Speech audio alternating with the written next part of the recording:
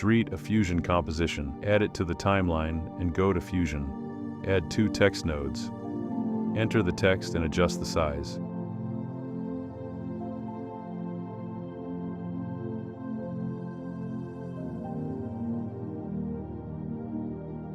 Next, we work first with one part of the text. Add a background node. Add a rectangular mask and place it along the splitting line of the text.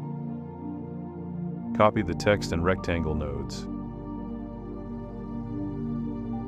Add another merge node and connect the copied nodes to it. In the settings of the second rectangle node, click Invert. Create the animation. Go to frame 15 and set keyframes for the position of both merge nodes. Move 4 frames to the right and slightly separate the nodes, imitating a split.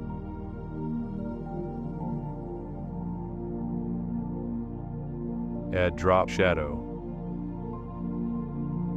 Go to frame 19 and adjust the shadow to add depth.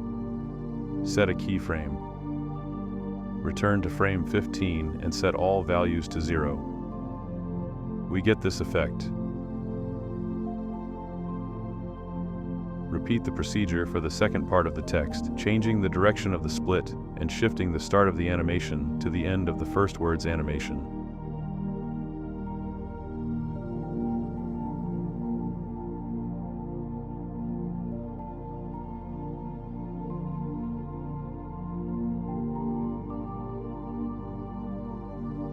Return to the edit page and add sound.